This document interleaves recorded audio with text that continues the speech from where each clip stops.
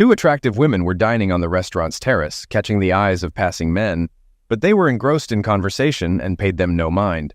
"How long has it been?" Melanie inquired of her tall, dark-haired companion. "Feels like ages since I last saw you." The other woman, a blonde, a couple of years younger, replied, "I know, Mel. I've been swamped with grad school and family stuff. Hardly had time for anything else." "How's business school treating you? You must be close to snagging that MBA." "Yeah, almost there. Spring breaks next week, then just a few more weeks till graduation. Thesis is turned in, so no worries there. Plus, looks like I'm skipping all exams." "Smooth sailing ahead then."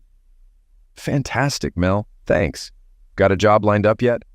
"Nah, thinking of taking a breather after the craziness of the last 2 years. Want to unwind a bit before diving into the workforce. But enough about me. How about you? Any special man in your life?" "Doing okay. Still on the hunt for Mr. Right." The blonde gave her brunette friend an assessing look. "With your looks, you could have a date every night if you wanted." Melanie smirked. "Trust me, living the single life isn't all it's cracked up to be nowadays. Wading through a sea of idiots just to find one decent guy gets old fast. I envy you, though. Happily married to a great guy like Adam. Speaking of whom, how's your dashing husband doing?" "He's all right, I suppose. Wait, did I just hear a hint of discontent? What's up, Mel? Things not all rosy in your world?" The blonde shook her head. "Not exactly trouble, just Adam's been swamped with work lately. Hardly any time for us, and when we do, our entertainment budget's tighter than ever. Well, he dedicates all his time to building his company for both of you, and grad school, well, it's probably not cheap." "I get it, and I'm grateful, but sometimes I just miss the carefree fun of school. Everyone talks about parties and bar meetups, and here I am, stuck at home watching TV reruns." Her dark-haired friend gave her a knowing look. Any specific person at school you're itching to party with?" Melanie chuckled. "You always see right through me." Leaning in to avoid being overheard, she confessed, "Actually, there's this freshman, Carl. He's really sweet." She blushed. "And he's definitely into me. Whenever we're together, he always compliments how good I look and how well I'm doing in school." Gary shook her head. "I don't think Adam would be thrilled about this." "It's just innocent flirting, nothing serious. But you're right. Adam wouldn't approve. That's why I won't tell him." She shifted uncomfortably. "But I can't help but miss the freedom of my single days. It was so exciting, meeting different guys. I miss it. Be careful, okay? You got a great husband. Don't risk losing him. Adam won't take kindly to any fooling around. And if he ever found out, plenty of women would be lining up to console him." I know. I want to spend my life with him, start a family. I just wanted a bit of fun before things got too serious." Lowering her voice, she leaned closer again. "Speaking of Carl, he asked me to go to Florida with him for spring break. If I could guarantee Adam wouldn't find out, I'd consider it." She laughed it off. "But it's just a fantasy. It could never happen." Jerry sat down, contemplating Melanie for a moment.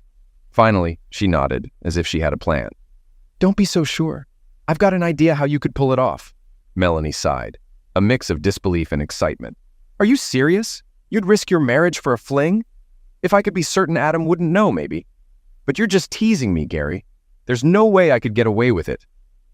"Yes, and it's actually pretty straightforward." Jerry began to outline each step with her fingers. "First, you make a new Gmail account under a fake name like Good Friend. Then, you use it to send Adam an anonymous message, warning him about his wife's supposed affair." "Wait, do I admit to having an affair? This sounds insane." "Why would you do that?" Jerry kept her tone even. "More like you'd suggest Melanie's cheating with someone Adam doesn't know and can't easily check. And what's the point? It'll just make Adam suspicious of me." "Exactly. But when he can't find the mystery guy, he'll have to confront you, demanding answers." "But I don't want him to doubt me." "No, you don't. So when he confronts you, you act furious, accusing him of mistrust. You'll be so upset that you'll want to break from the marriage. Doesn't your mom live in Florida?" Melanie was caught off guard by the sudden turn. "Yes. Why? Oh, I see." "You tell Adam angrily that you're going to Florida to sort things out with your mom. Then while he's here, frantically searching for the phantom lover, you're in Florida with Carl, having your own little fling." "How do I explain this to my mom?" Jerry rolled her eyes. "You don't. In fact, you don't even see her while you're there." "But what if Adam calls her? Tell him not to. Make it clear you need space to sort things out. Warn him not to contact you or your mom while you're away. Tell him if he does, you might not come back." Melanie pondered her friend's plan for a moment, then her face lit up.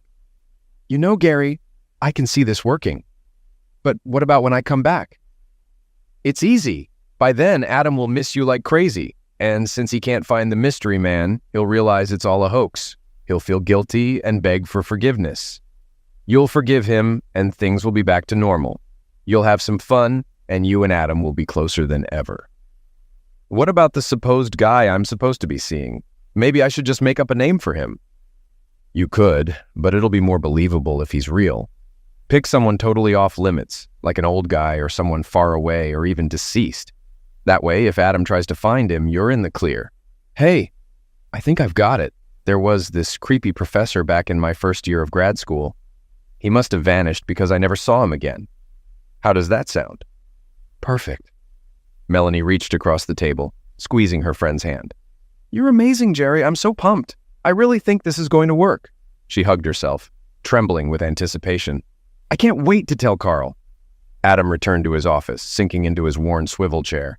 He rubbed his forehead, anxiety clouding his thoughts. If those parts don't arrive soon, we'll miss the prototype deadline.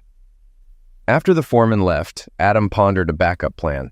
His email chimed, and he eagerly checked his inbox, hoping for good news. But the subject line regarding his wife nearly made him delete the message. Curiosity won, and he opened it. I'm sorry to say, but Melanie's involved with Professor Bellingham. Thought you should know, friend. What in the world? Stunned, Adam read the message again, struggling to believe it. This can't be right. Melanie wouldn't do this. Someone's trying to stir up trouble. But who and why? He almost deleted it, but paused. I can't ignore this. It's probably a mistake, but I have to know. Angrily, he hit reply. Who are you? Why make such an accusation? What evidence do you have? He fired off the message, staring at the screen in frustration. This won't get me anywhere. No way to trace this person or when they'll reply. I need to find out about this Bellingham. He scoured the university's site, but found no mention of the professor. Frustrated, he widened his search to other schools nearby, but came up empty-handed. This is maddening, he muttered, feeling powerless. Did my buddy just invent a name? He Googled it, but the results included 2 females, none local. I knew it was fake. Someone's pulling a prank or trying to drive me nuts. Yet I couldn't bring myself to delete the letter. Now that it's sent, doubt gnawed at him. What if she's cheating? I didn't see any signs, but that doesn't mean much. I've been swamped at work, barely spending time with her. Maybe she's upset because I've been neglecting her. I remember turning down her fun ideas sometimes. But dang, I'm putting in nearly 70 hours a week for the business. Doesn't she get it? Can't she see it's for us? And we can't afford extravagance. Her tuition's skyrocketing, and I'm pouring money into the business. Yet maybe I neglected her. Feeling guilty, he checked his calendar, finding no recent meetups. Damn. But guilt turned to anger. I may not have given Melanie all she wanted, but that doesn't justify cheating. We discussed sacrifices for the business. She agreed then, so she can't complain now. His thoughts were interrupted by the foreman's arrival. Hey, Adam, great news. The parts we needed just arrived. Thank goodness. All right, we need to unpack them and get them to the workshop ASAP. After the foreman left, Adam took a deep breath. Well, at least one crisis is avoided. He smirked. Guess I can devote more time to my wife. After more futile internet searching, he leaned back, contemplating. If Mel's really having an affair, it must be someone from the university. Maybe my buddy got the name wrong. Or perhaps the university didn't list him. He found the HR phone number. When the secretary answered, he inquired about Professor Bellingham. Which department? I think it's the business school, but not sure. After a pause, she apologized. No Bellingham in the business school, other departments? Another sigh. Please hold. This time the wait was longer. When she returned, her tone was curt. No Professor Bellingham here. A thought struck him. Maybe he left a year or 2 ago. I can only confirm current staff. Why? University policy, sir. Anything else? No, you tried, he said, holding back sarcasm. He tried the business school dean, but got nowhere.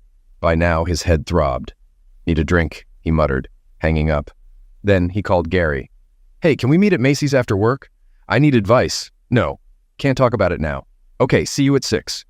At Macy's, Adam found Gary at a quiet table with wine and beer. He kissed him on the cheek. Thanks for the beer and, more importantly, for coming. As they sat, Gary studied him. All right, Adam, spill. Business trouble? Unsure where to start, Adam hesitated. Do you know a Professor Bellingham? Gary shook her head. Bellingham? Never heard of him. He sighed and handed her a printout of the email. I got this today, he said. She swiftly perused it, sighed, then read it again. Poor Adam, she said sympathetically. No wonder you didn't want to discuss it over the phone. What are your thoughts? I'm torn, Jerry, he replied. Can't fathom it's true, but can't ignore it either. I spent the day trying to find this elusive Bellingham at the university, but hit a dead end. Now I'm lost. Can't afford a detective, no time for sleuthing. That's why I turned to you. You've been a steadfast friend to Melanie and me. What's your take? She took another sip of wine, then gave his hand a quick squeeze. Essentially, you're asking if I think she's having an affair. I can't provide absolute certainty. On one hand, I haven't noticed anything to suggest she's unfaithful. On the other hand, I haven't seen much of her lately. His annoyance flashed, and she hastened to continue. You're aware that some people thrive on stirring trouble, or perhaps you have business rivals who seek to distract. There may be other possibilities I haven't considered. What's clear is you can't ignore it and hope it vanishes. I know how strongly you value marital fidelity, and any suggestion of a rift in your marriage will gnaw at you. If left unaddressed, doubt will corrode your relationship with Melanie as effectively as infidelity, she said. I understand your dilemma, Gary, but what's the solution? I believe you should show this to Melanie. She deserves to know she's been accused of infidelity and should have the chance to explain. After all, Adam, if someone accused you, wouldn't you want to know? He sat silently, then nodded. You're right.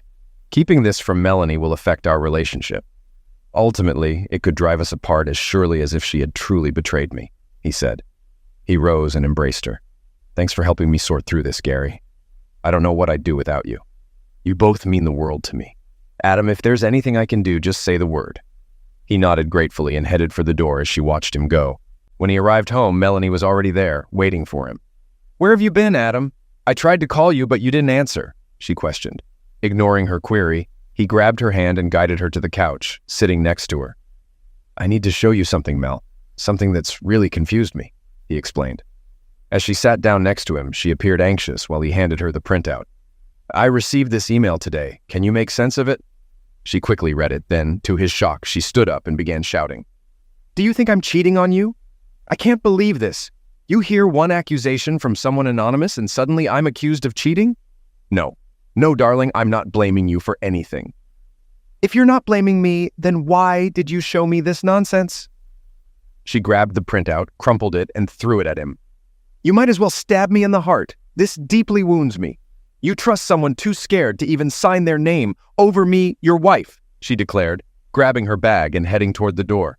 I can't even face you right now. I'm leaving, and I don't know when I'll return. With that, she stormed out, slamming the door behind her. Oh, damn, I didn't see this coming. Now things are even worse, he moaned, sinking back into the couch and burying his face in his hands. As he sat there, Adam's initial thoughts were defensive.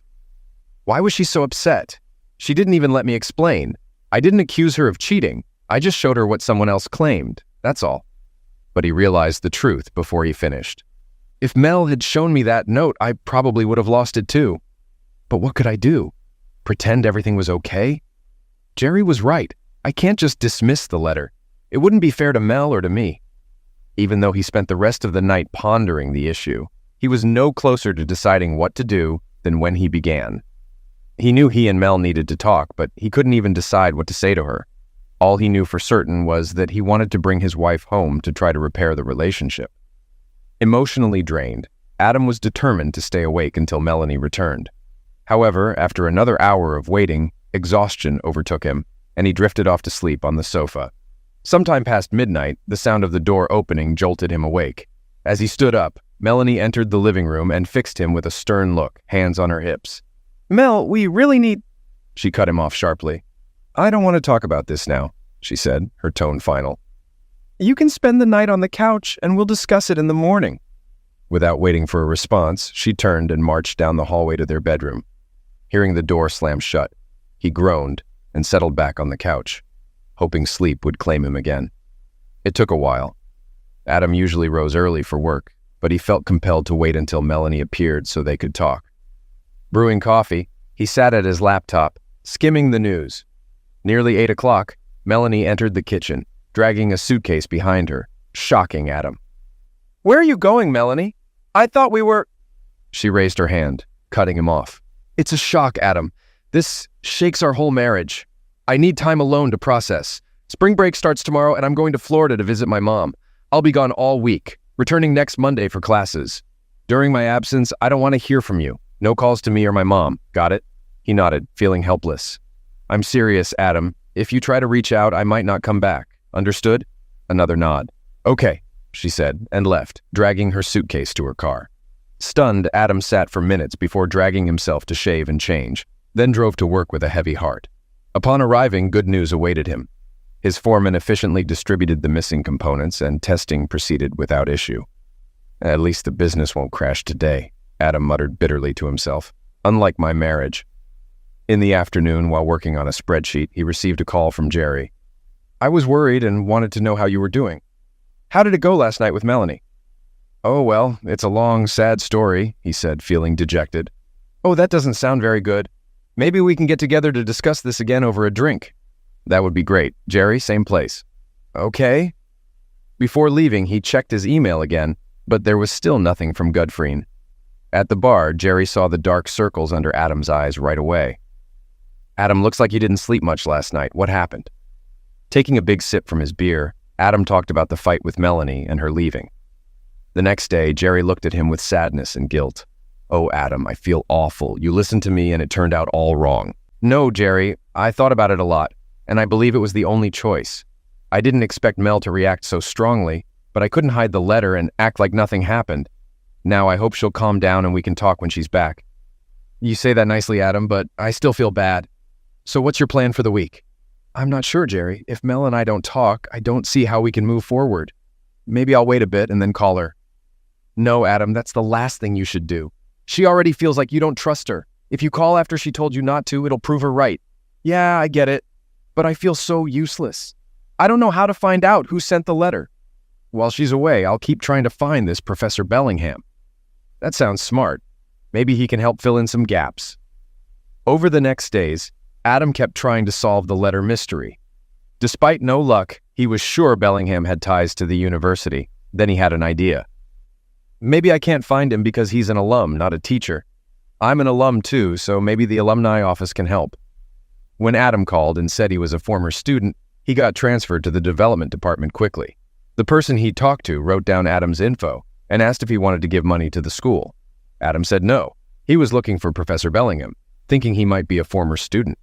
The person checked, but couldn't find anyone by that name in their records. Adam suggested maybe Bellingham didn't finish school, but the person couldn't help since their records only had graduates. Adam hung up frustrated, thinking he just guaranteed he'd be asked for money later. The next day, Adam went to the business school during spring break to look for Bellingham. Even though it was break, he asked around, but eventually got asked to leave by the assistant dean. Back at his office, feeling defeated, Adam wondered what to do next. Then his phone rang. It was Dr. Avery Mayfair from the business school faculty who heard him earlier and wanted to help. Mayfair said Bellingham used to teach part-time there, but his class got canceled because not many students enrolled. Adam thanked him. There's more, Dr. Mayfair continued. At the start of this year, Bellingham told me he got a job at Black Hills State University in South Dakota. Really? Adam asked, surprised. Yes, the professor confirmed. And there's something else. In the same message, he said he recently married his partner, Harold. Harold? So Bellingham. Exactly, Dr. Mayfair said. Thank you for calling, Dr. Mayfair, Adam said gratefully. I still don't get why someone sent me that nasty letter, but now I know it was a lie. Can I ask why you called me? I'm grateful, but we don't know each other, the professor asked. I don't mind telling you, he continued, his tone changing. Years ago, something similar happened to me. My wife left me for someone else, so I understand how you feel. Thankfully, this time it was just a false alarm, but if it were true, I'd have told you. Thanks, sir. I really appreciate what you did. That night, Adam called Gary to share the news. I still don't know who's trying to mess up my marriage, but I'm sure now Mel isn't with Professor Bellingham. Can you trust Dr. Mayfair? Gary asked. Definitely. I checked him out after our call. He's on the business school faculty. He seems respected and older, maybe around 60. I also looked up Bellingham on the Black Hills website. He's there too. That's good news, Adam. You must feel relieved. Yeah, I do. But now I'm not sure what to tell Mel when she comes back. It's simple, Adam. From what you said about your argument with her, she didn't give you a chance to explain. When she returns, tell her you never doubted her. Say you knew about Bellingham and found him as soon as you got the letter. But because she reacted strongly, you couldn't tell her. If you handle it right, she'll apologize to you. I'm not sure, Jerry. Things weren't exactly like that, Adam said uncertainly. Gary heard a smile in his voice. Come on, Adam. Is it really so bad to bend the truth a bit to get what you want? Before leaving town on Sunday, Melanie called Gary. Hey, I just wanted to check on Adam before I come home. I'm nervous about what I'll find. You owe me big for helping you while you were wrapped up in your affair. With some luck and my help, you'll reconcile with Adam, and your marriage will be better, Gary assured her. Melanie told him about her week, ending with Adam finding Bellingham.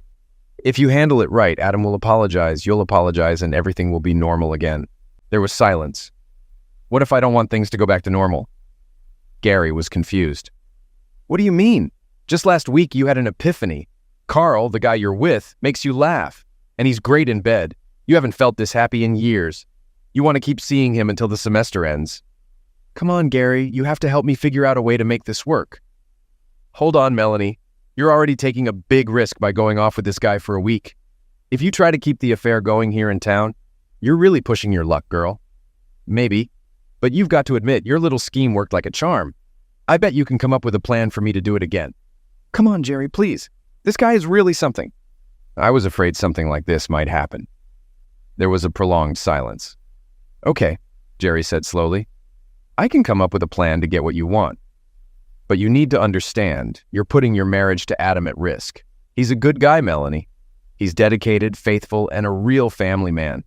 Men like him don't come around every day. Are you sure you want to gamble it all for a bit of excitement in the bedroom? Melanie chuckled. You get me going with, I can come up with a plan. Okay, but don't say I didn't warn you. Now, here's what you need to do. Do you still have that email account you set up? Of course. You told me to keep it active. Good, because you need to send another letter from your supposed good friend. But this time, send it to yourself, to your regular email. Okay, but what should the new letter say? It's the same as the last one, but this time you'll write that Adam is having an affair with me. What? But that's not true, and Adam knows it. How does this help? It's simple. The first letter accused you of infidelity. Adam found out you couldn't have cheated with Professor Bellingham, but he might still have doubts about your fidelity. Wait, Gary, didn't you say a letter about Bellingham would give me leeway with Carl? That's right.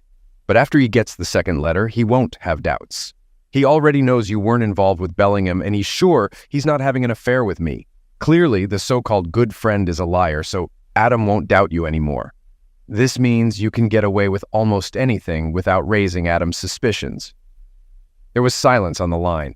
Melanie then exclaimed, Jerry, you're a genius. I don't know how you came up with this, but you just gave me a pass I can use for the rest of the semester. There are 2 more things you need to do, Melanie. First, make sure Adam tells me about the second letter. Okay, but why? Because then I can reinforce that you're trustworthy and this mystery friend isn't. Ah, got it. He respects your opinion, so he'll listen to your advice. What else? After you send the message to yourself, remember to log out of your good friend email account. What if Adam stumbles upon it? Oh no. Actually, you should probably sign out of both your email accounts when you're not using them. You don't want Adam to find love notes from Carl, right? I've warned Carl never to email me, but that's still smart advice. Better safe than sorry. Returning home from work that evening, Adam was alarmed to find Melanie in tears. What's wrong, Mel? What happened? He asked, rushing to her. Oh, Adam, it's happening again, she said, tears in her eyes, handing him a copy of the letter.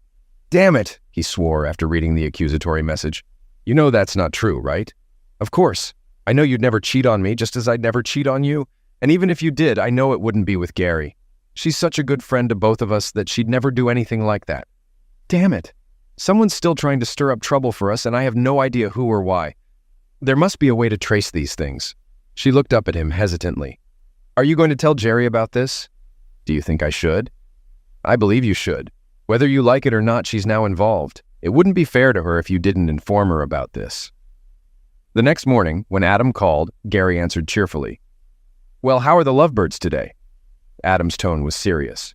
We're okay, Jerry, but there's something new I need to discuss with you. Can we meet after work? I actually plan to work from home after lunch. Can you come over? Sure, great. I'll stop by between 6:30 and 7. When Adam arrived at her apartment in the evening, Jerry immediately noticed his solemn expression. What's wrong, Adam? I've been worried since you called. He shook his head. I'm really sorry, Gary, but it seems you're now involved in this situation with Melanie and me. Confused, she looked at him. He handed her a copy of the latest letter. After reading it, she looked at Adam in despair. But this is absurd. We're not having an affair. I would never do that to Melanie. I hope she knows that. He nodded. She does. In fact, she said the same thing to me. Gary shook her head, puzzled. That's a relief to hear. But what do you think all this means? I think someone is determined to cause trouble between Melanie and me. First, a warning about the professor, now this. The only explanation I can think of is that I have an enemy, perhaps a business rival, but I have no idea who it could be. Anyway, since you're now involved, Mel and I decided you should be informed. I'm glad you did, Adam. You're always so considerate, but I'm not sure what we can do about it. Unless this mystery person does something obvious or slips up, involving the police might not help. I agree, Jerry, but it's frustrating. I'm tired of all this confusion, and I just want whoever it is to leave us alone. How is Melanie taking this? She's very upset. She was in tears when I got home. I'm not surprised, especially after the first ordeal. Look, Adam, I think Melanie is pretty fragile right now. With all of this and nearing graduation, she's probably on edge. You need to take care of her as much as possible. Do you think we should block all emails from this account? That might be a mistake. If they send anything else, you'll want to know. You're right. But how can I protect Mel? Well, if you receive another letter, I wouldn't tell her immediately, if at all. You could monitor her email on your laptop whenever possible. If another letter comes, you can forward it to yourself before she sees it. That way, you won't have to involve her. Yes, I think that's a good suggestion. He stood up. I'm truly sorry you got pulled into all of this, but if this is meant to be an apology, then I don't need one. You mean a lot to me, and I'll do whatever I can to assist. He smiled appreciatively. I should head home now to check on Melanie. Starting to leave, he paused, embraced Gary, and planted a kiss on her cheek. Thank you for being such a great friend. Your support throughout all of this means a great deal to me. Upon returning home, Adam was pleasantly surprised to find Melanie in much higher spirits. The following morning, she seemed even more cheerful and rose early to have breakfast with her husband. It's a rare treat to see you before I head off to work, Adam remarked. Well, I wanted to make sure I said I love you before you left this morning, she explained, planting a kiss on him. Oh, and by the way, she continued, I wanted to mention that I'll be attending a lecture on campus this evening. A few girlfriends and I are planning to grab a bite afterwards, so I might be home late. Sure thing, Mel. Everything's all right here. We've got plenty of leftovers in the fridge, so I can snack on those. Thanks, honey. If we miss each other, I'll probably swing by after class to drop off my things and change clothes. Have a great evening. Aware that Melanie wouldn't be home, Adam decided to stay at the office later than usual. Business was looking up, with a potential large client expressing interest in their new product samples. Things are starting to make sense now. I just need to get to the bottom of who's behind these email games with Mel and me, he pondered. He couldn't stop thinking about the mysterious good friend as he walked into the house. Heading towards the bedroom, he saw Melanie's laptop on the table. She probably didn't need it for the lecture, he thought. Then he remembered Gary's suggestion. I wonder if she still checks her email. If she does, then we need to see if she's received anything new from this idiot. He opened the laptop and saw that the email page wasn't open. Clicking on the Gmail link, a window popped up asking him to choose an account. He saw Melanie's email, but she was logged out, so he started to close Gmail. But before he could, he noticed a second account named Good Friend. Shocked, he stared at it. Trying to open it, Google asked for a password. Without it, he closed the tab and slumped into his chair, trying to understand what he found. Why does she have an email with that name? Gmail doesn't allow duplicate addresses, so Melanie must have sent those letters. But why? Why would she accuse herself of an affair? Then it hit him. It was a diversion. She wanted me to chase after some gay professor while she was with someone else. Another thought came. Her trip to Florida. When I confronted her, she acted mad, saying she needed space and was visiting her mother. But did she really? Quickly, he called his mother-in-law. After some small talk, he asked, Melanie and I were thinking of visiting next month. Would that be too soon? Not at all. It's been ages since I saw you. Please come whenever, she said. She Gritting his teeth, he replied, "Great, we'll be in touch." After hanging up, he cursed quietly. Melanie is so deceitful. Where did she go? And who was she with? Damn her. Then he recollected the last letter, the same one Melanie had received. What was the purpose of this, damn it? It must be another distraction while she goes to lectures with her friends. What a despicable, lying woman. Curiosity gnawed at him, prompting him to investigate what she wore when she went out. He hurried to the bedroom and sifted through his wife's underwear. Despite struggling to remember every detail about Melanie, he almost gave up. But a sudden suspicion gripped him, leading him to double-check one particular item, a garter belt. It was missing. Frustrated, he searched for a suitable bra and underwear, only to find them gone as well. Out for dinner with her friends, huh? He replaced everything and returned to the kitchen table. So be it. You enjoy sabotage and deception. Well, two can play at this game. When Melanie got home after midnight, he was angry, but pretended to sleep as she entered the bedroom. He held back from confronting her when he heard the shower, sarcastically thinking, who knew lectures would be so sweaty? The next morning, Adam got up very early and left for work before Melanie woke. He left a note by the coffee pot. Hope you enjoyed the lecture. I had an early meeting at work and might be late today, so don't wait up. Adam had a busy day, but not with work meetings. He did errands at lunch and came home with some purchases to get ready. Then he had 2 meetings in the afternoon. Later, he went out for dinner and a movie. Melanie was asleep when he got back to bed, trying not to disturb her. But when she woke up, Adam was waiting. I thought you left for work already, she said, taking the coffee he gave her. I wanted to see you before I leave. I have a flight to Detroit at noon. I'll be gone a few days. That's rare. When will you be back? Friday night, maybe Saturday morning if things go well. Can you manage while I'm gone? She smiled. I'll be fine. I'll keep busy. Good. Just stay away from our good friend while I'm gone. Her face fell. That's not funny, Adam. Sorry, you're right. It's not. He waved and left for the car. As he drove away, he frowned. She didn't even notice I didn't say I love you. She's probably making plans to meet her lover. I just need a diversion to keep her here instead of going to the airport. At lunchtime, Adam left his office and made his way to the off-campus parking lot of the university. He briskly walked toward the Graduate School of Business, dressed down in jeans and a sweatshirt, with a cheap backpack slung over his shoulder. Without attracting attention, he headed to the reading room of the business school library. The few students present paid him no mind as he casually strolled behind the periodicals rack. Once out of sight, he produced a string of hefty firecrackers, lit the extra-long fuse, and tossed them into a metal disposal container. He casually strolled to the nearest door, using his backpack to prop it open, then exited. Outside, he retrieved the phone he'd bought the previous day and dialed campus security. Quick, come over! There's firing at the business school! He exclaimed when they answered. I think there might be multiple shooters. It's ongoing. Pointing the phone towards the library, he triggered a series of fireworks seconds later. After disconnecting, he hurried across campus to his car amid blaring sirens and frantic people scattering in all directions. From his neighborhood vantage point, he watched an hour later as his wife's car pulled into their driveway, followed by another vehicle with a male figure stepping out.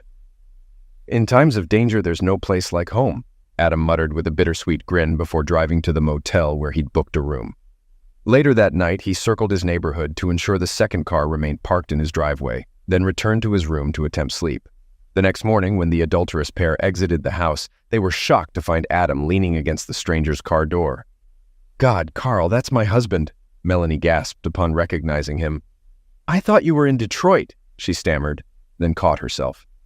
Dear, things aren't as they seem. Carl just stopped by for a visit. Melanie, every time you speak, it's just lies. I don't want to hear it anymore, he growled. This isn't a one-time slip-up. You've been seeing him for weeks, and it wasn't accidental. You planned it all. I know you sent that letter as a distraction, so you could spend spring break together wherever you went. And by the way, your mom's wondering why you haven't visited. I guess you were too preoccupied with this garbage, he gestured at the sullen man, to bother seeing her. Turning to Melanie's lover, he swiftly snapped several pictures with his phone. When the man realized, he snarled, clenched his fists, and took a threatening step forward. Easy now, Adam warned, raising a hand, causing the man to back off. Adam turned to Melanie with a smirk. Seems your boyfriend's more lover than fighter. His tone hardened. Grab your things from the house and leave. Don't be here when I return, Mel. I meant it when I said I never want to see you again. Adam, please, she pleaded, collapsing onto the driveway in tears. He paid her no mind and headed to his car, while she sat on the driveway, her hands covering her face as she wept.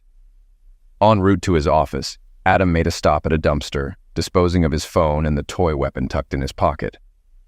Glad these things look so real, he grinned coldly.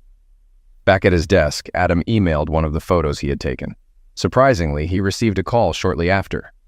This is Dr. Mayfair. Did you just send me a photo? Dr. Mayfair, forgive the intrusion again, but do you know the man in the photo? His name might be Carl. Is the woman beside him your wife? My ex-wife, to be precise.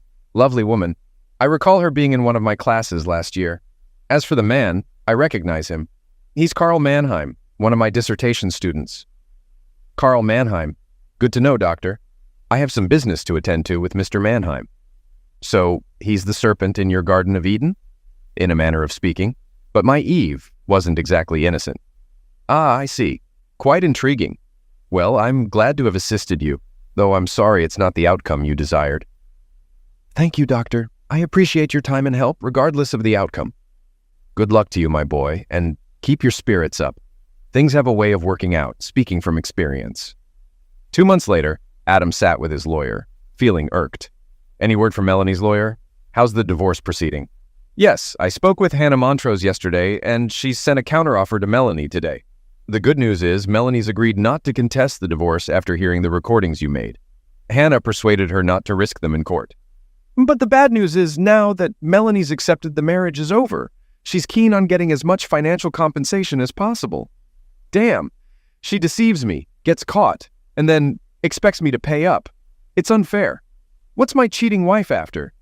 Typically, we'd see a request for dividing assets, but there's little to divide here. You rent, no pension, and minimal savings. Your only asset is your business share, which is running at a loss. Seems she's banking on it failing, so she's only asking for alimony. I appreciate her vote of confidence, Adam snapped sarcastically. So, how much alimony is she seeking? Considerably more than our offer. The lawyer handed him the document, and Adam gasped. This is absurd. She knows I can't afford it. If I have to pay that much monthly, I'm essentially bankrupting my business to satisfy her. Melanie won't negotiate, so Hannah will suggest it to Judge Abernathy. I won't hand over that much without a fight. We'll take our chances in court. Understood, Adam. But remember, Judge Abernathy holds all the power. You're at his mercy. About a month later, Adam sat anxiously in court. After arguments from both sides, Judge Abernathy adjourned. Any thoughts on how it's going? Adam whispered to his lawyer. Hard to say. It could swing anyway, or the judge might suggest a compromise.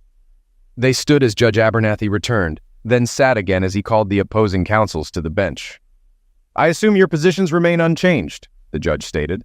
The lawyers exchanged looks. Yes, Your Honor. Good.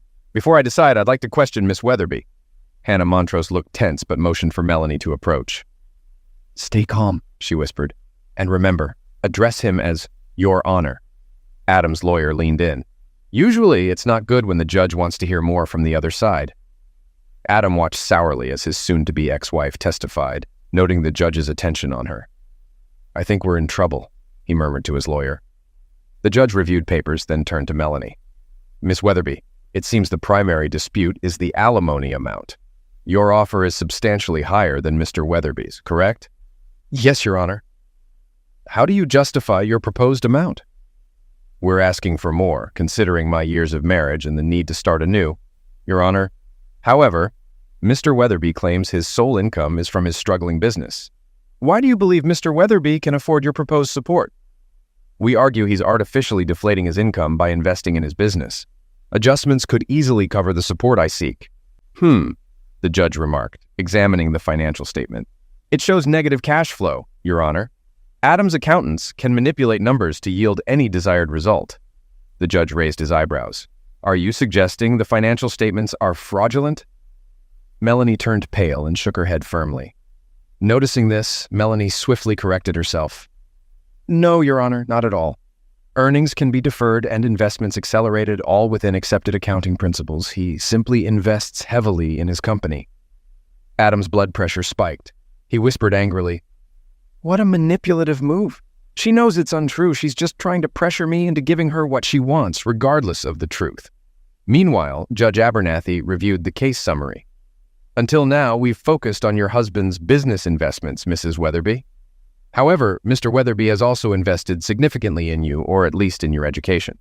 If you're referring to my MBA, Your Honor, Adam did pay for my tuition, but I worked diligently, completed all coursework, exams, and wrote my dissertation. I've dedicated myself for the past 2 years, including summers. And you recently graduated? Yes, sir, with honors, she proudly confirmed. He nodded. Very well, Mrs. Weatherby. That's all. You may be seated. Returning to her lawyer, Melanie hugged her in relief as the judge adjusted his glasses and glanced at both parties. After reviewing all evidence, I'll grant Mrs. Weatherby the full financial support requested, the judge announced.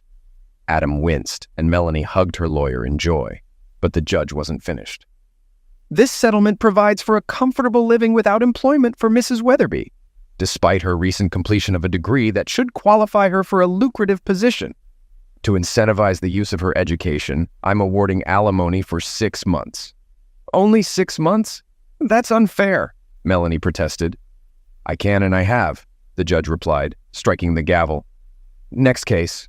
Her lawyer swiftly escorted Melanie away, though she continued to protest until a bailiff intervened. Do I only have to pay alimony for 6 months? I can manage that, Adam remarked to his lawyer as they left the courtroom. Pretty good outcome, his lawyer agreed. I thought we were in trouble when the judge favored her, but he wasn't impressed with her tactics. Not many husbands fare so well in divorce court. Wonder what swayed him in your favor.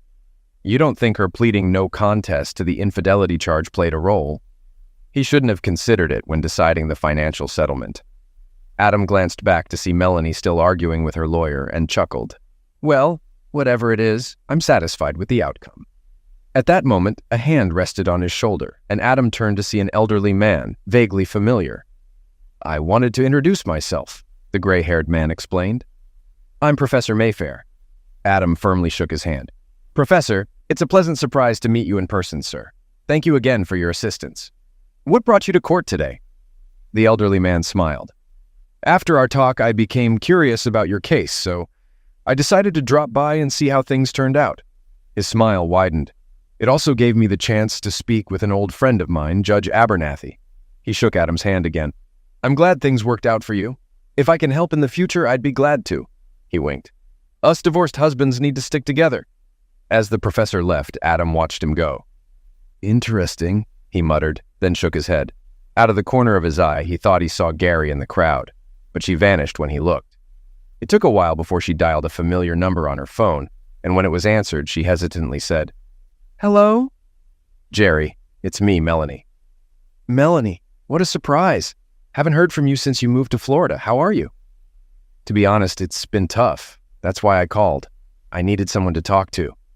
Sure. Tell me how you're doing. Are you working? That's part of the problem. Thought my MBA would land me a job, but employers here value experience more. Most offers I got were internships. Wow, that sounds tough. So where are you now? When alimony ended, I was desperate. Tried admin work, but it was terrible. Now I'm in financial advising. That's why I called. I can help analyze your finances if you're interested. Many overlook this. There was a brief pause.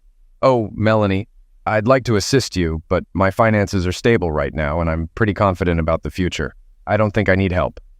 I understand. No worries, Jerry. I hear that often, but I thought I'd give it a shot. It's tough to break into this industry. In fact, I had to move back in with my mom to cut costs. Are you living with her now? What about you and Carl? Don't mention him. We split shortly after moving here. You broke up? What happened? It was awful. Carl dropped out of school, his thesis got rejected, and he refused to work. He became bitter and aggressive, so I had to involve the police. That sounds rough, Melanie, but now you're free. You can go out, meet new people, and have fun. Remember how much you missed that when you were married? Melanie sighed. But outings require money. Gary and I aren't well off right now, and going out isn't as glamorous or exciting as I thought. Actually, there are more creeps than good guys. Changing the subject, Melanie asked, How about you, Jerry? Anyone special? My life's taken a turn. I'm getting married next month. Married? That's incredible. Who's the lucky guy? You know him. It's Adam. Melanie, Adam and I are engaged. My Adam? Are you engaged to my Adam? You can't do this. I already did. We'll have a small ceremony at our new home, then head to Paris for our honeymoon. New house, honeymoon in Paris. Can Adam afford all that? Not only has my situation changed, but Adam's has too. The same month you moved to Florida, he landed a big order he'd been working on. After that, his business took off. His new product is in high demand in the auto industry. And there's more. Earlier this year, a large manufacturer made him an offer to buy his business for a fortune. He agreed, and the deal's closing next week. So, you see, our financial future is secure. Melanie could barely speak, but Gary persisted, her tone now altered. You know, Melanie, all of this could have been yours if you were content with what you had. I warned you from the start about the risks of your affair, and I cautioned you that there would be other women ready to step in if your marriage crumbled. But you were the one who encouraged me. You even came up with the plan. Suddenly, Melanie's voice rose in shock. Oh my God, Jerry, it was you. You orchestrated everything from the beginning. I just shared an innocent fantasy with you, and you manipulated me into acting on it. You deceived me into thinking I could get away with an affair. Melanie, you're exaggerating. I didn't make you do anything against your will. I merely provided you with the opportunity. And no, I didn't tell Adam about your lover. I simply set things up so they'd unfold as I wanted. I trusted you, Gary. I thought you were my friend. Gary chuckled. You know what they say. All's fair in love and war. You won't get away with this. I'll make sure Adam knows what you did. You're a schemer. I'm sorry, Melanie, but I have plans with Adam tonight. I'll block your number after we hang up. You're despicable. Meanwhile, Jerry welcomed her fiancé home with a kiss.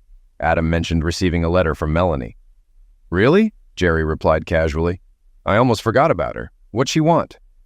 Adam glanced at Jerry neutrally. She claims you orchestrated everything to break us up. Pretty wild, huh? Jerry took a look at the letter and smirked. Poor Melanie. She could have made her little jealousy act more convincing if she signed it. Good friend. It took him a while to stop laughing.